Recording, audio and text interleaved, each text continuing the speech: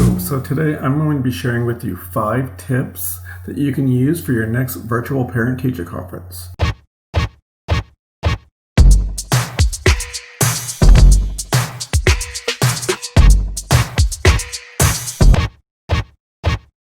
Alright, so I just got done doing parent-teacher conferences, and at the very beginning it was kind of a trial and error type thing because we were doing them through Zoom. So I just wanted to share some tips that I have discovered as I was doing them. So tip number 1 is to create a bulleted list like in Google Slides or something that you can use. All right, so what I usually do is I just create just like a Google slide that I can have up. If you're lucky enough to have 2 screens, you can have this off to the side, or maybe if you have an iPad or something, you can set this down and have it there so you can look at it, or you can print them off too.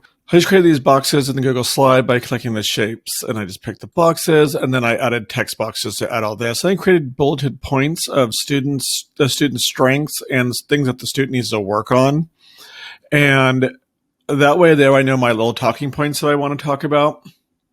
And then I can also, which I'll talk about later, is having a slideshow that you can show of students' work. Tip number 2 is to use your camera app to take pictures of the student work that you can share with the parents. You can use a scanner on your Note app if you have an iPhone, but it does save them as a PDF. So I don't know if you can change that option, but Google Slides will not allow you to use that. So if you're just wanting to have them up and you can just pull them up onto the screen and show the parents their work through the PDF, that works.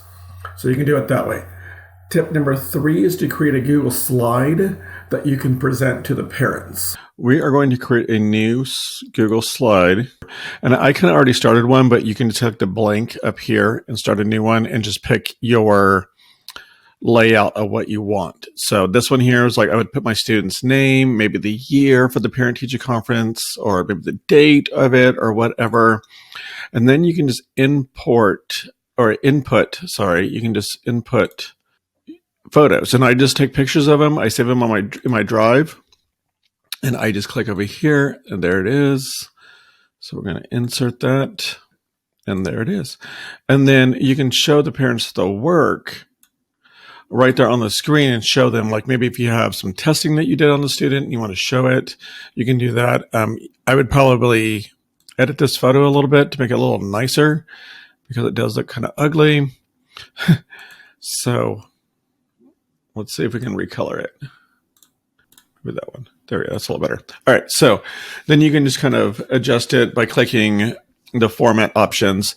And then I would just keep adding more and more pages to it.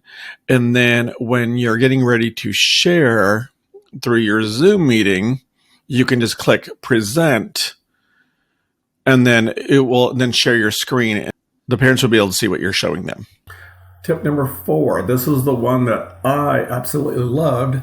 Instead of creating, if you're using Zoom or Google Meet, just create, I don't know if Google Meet will allow you to do this. I use Zoom. I just create a generic link that I use for all my Zoom meetings, and I just share that out with the parents with their time at their parent-teacher conferences. Now, what I did was I set up the wait room so that way when the parents come on, if they're coming on while I'm in another parent-teacher conference, it will tell me they've come on, but it won't allow them to enter the room until I have allowed them to come in.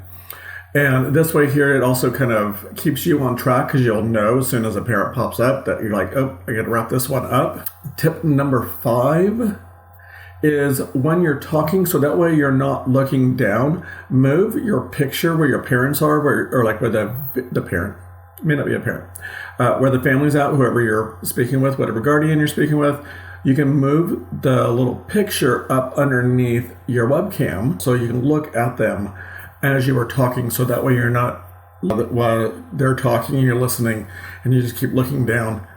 So this way here you can keep focused. So I hope you enjoyed the 5 tips.